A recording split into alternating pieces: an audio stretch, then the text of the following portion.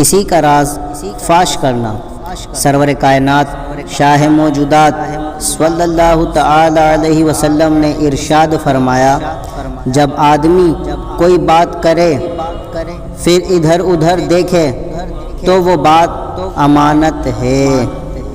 مفسر شہیر حکیم الامت حضرت مفتی احمد یار خان علیہ رحمت الحنان اس حدیث پاک کے تحت لکھتے ہیں، یعنی اگر کوئی شخص تم سے اکیلے میں کوئی بات کہے اور بات کے دوران یا بات کے درمیان میں ادھر ادھر دیکھے کہ کوئی سن نہ لے تو وہ اگرچہ منہ سے نہ کہے کہ یہ کسی کو نہ کہنا، مگر اس کی یہ حرکت بتاتی ہے کہ وہ راز کی بات ہے، لہٰذا اسے امانت سمجھو، اس کا راز ظاہر نہ کرو، کسی سے یہ بات نہ کہو۔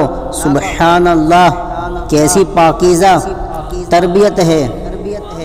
پیارے پیارے اسلامی بھائیوں، راز امانت ہوتا ہے، انسان اسی کو اپنا رازدار بناتا ہے جس پر اسے اعتماد ہوتا ہے، لیکن جب وہی شخص اس کے اعتماد کو ٹھیس پہنچاتا ہے اور راز کو لوگوں کے سامنے کھول دیتا ہے تو اسے سخت رنج پہنچتا ہے۔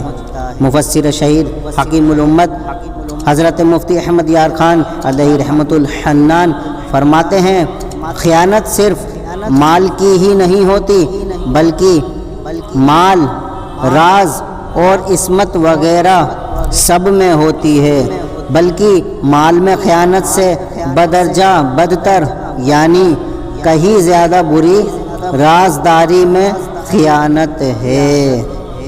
اللہ تعالی ہم سب کو امانت دار بنائے اور اپنی زبان کا صحیح استعمال کرنے کی توفیق عطا فرمائے، آمین بجاہ النبی الامین صلی اللہ تعالی علیہ وسلم۔